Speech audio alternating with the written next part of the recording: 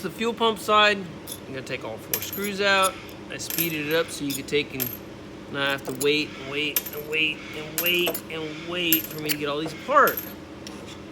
When you take a fuel pump apart, every one of these pieces is gonna have plastic diaphragm, gaskets, all kinds of stuff to clean up. The kit, let me get a kit, and so you can see all that. How you gotta rebuild it is all in the kit. Instructions, full blow-up diagram. Get all this stuff apart.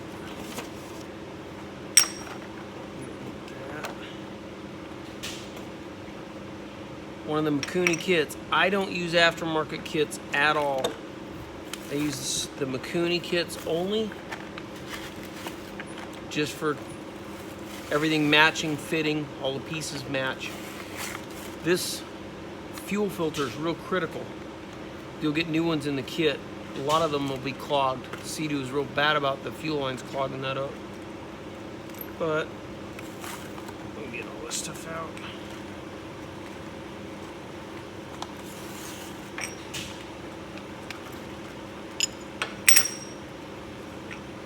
What you've got is these are the components. We'll need to scrape that gasket surface. We'll take a wire brush. Normally we take, not everybody's gonna have the for speed and everything, we put a wire brush on a drill and we'll take them, we'll buff all these faces. Use a real fine wire brush. You do not want to eat up these faces at all. Dale's videoing and rebuilding the It's faster if I just use one of the cup brushes. Put it on YouTube. It's just a fine wire brush. You can do it by hand, but because of speed, I want to take and get the thing back clean and be done with this thing. Fairly easy to get it. What?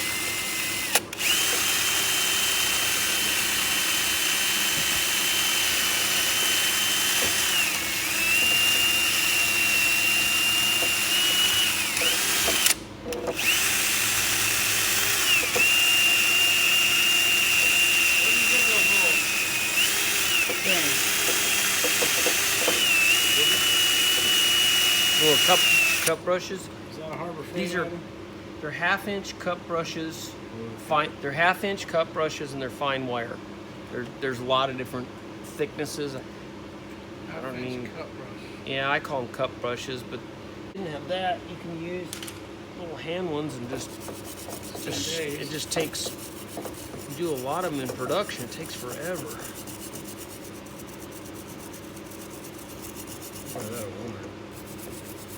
Just all cleaned up. And then on these, what I did is I went back and I take sandpaper and I put it on a piece of glass. I have a granite block, but if you'll lay a piece of sandpaper on and you block them back and forth until you get them flat, so all this stuff is all nice and flat and clean. Well, these here and here is where your fuel pump diaphragms are going to be, in their little check valves. They're clear with a little rubber fitting. I'll show you how to put those in. But we want to take and polish this just a little bit with the brush. The seating surface on this one is right here at that ring. So this one's on this side, and the other one's on that side. And just polish it up a little bit. And you do not want to use a coarse brush because you don't want to damage the face of that where that seals. Very, very fine wire.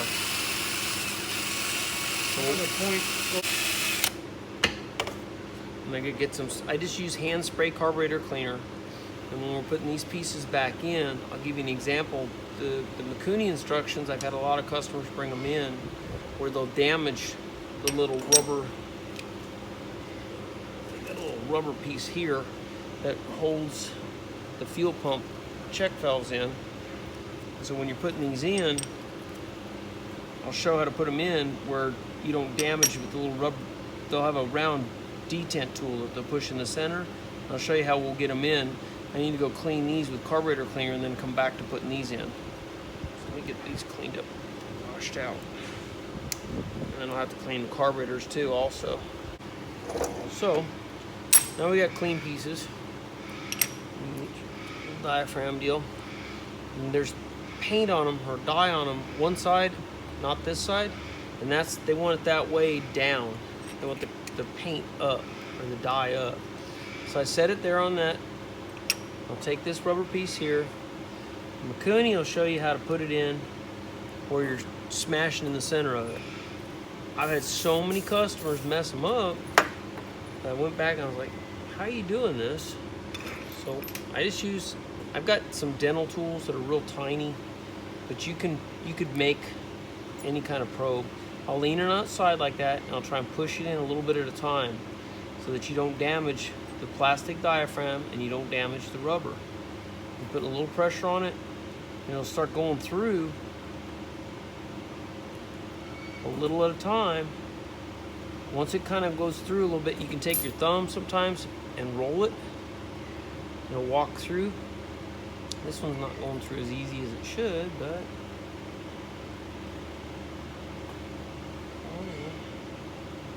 there we go. And once it starts going through, you can take your thumb, push on a little bit, and then you can go on the back side, kind of bend it back straight so it's all the way through. That one's all the way through. And then you got to do it 3 more times on the dual carbs, because you're going to have one on this side, and you're going to have one on that side. This way.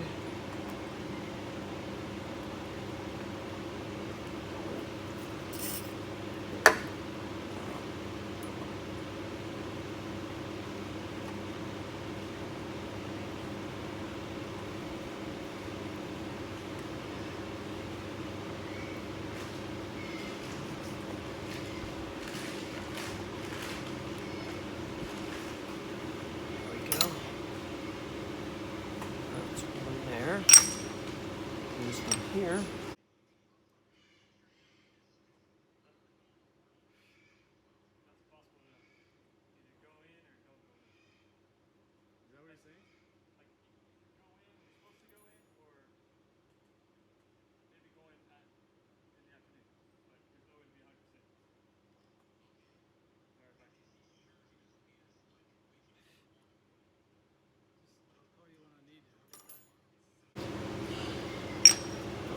So then,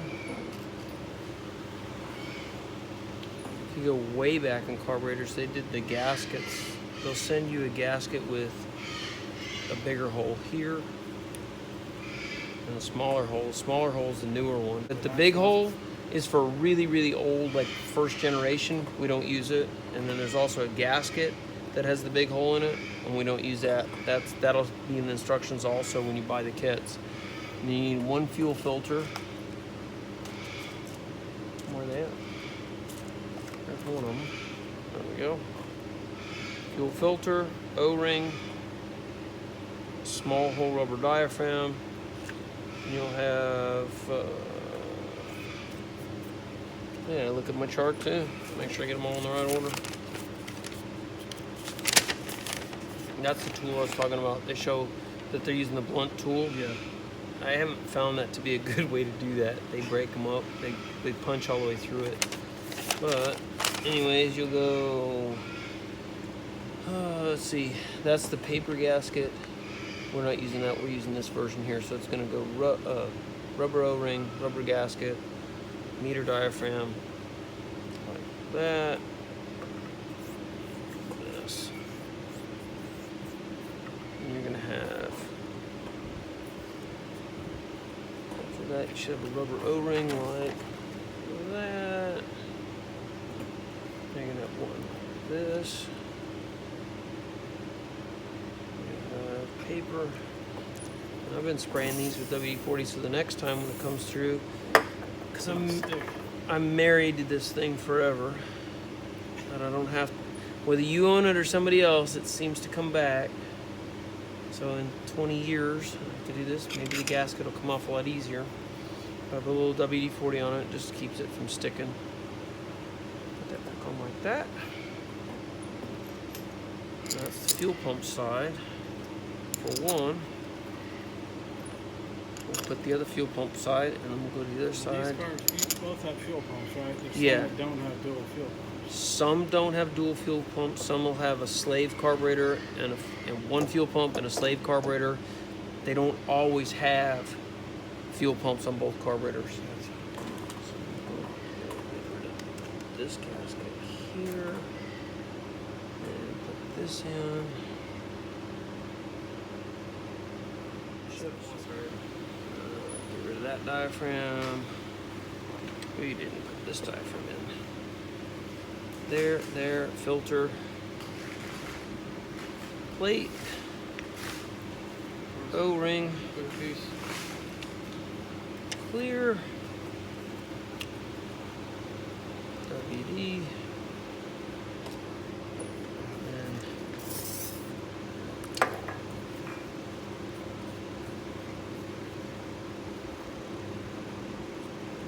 top plate. So, this.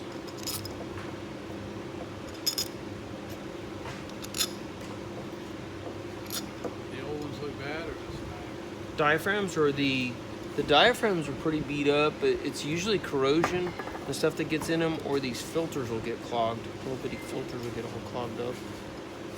They're bad about that. That'll complete the fuel pump side. Then we'll flip it over. We'll take everything apart on the metering side. Show you how the jets come out. We'll take the screws out, make sure everything's right on those too.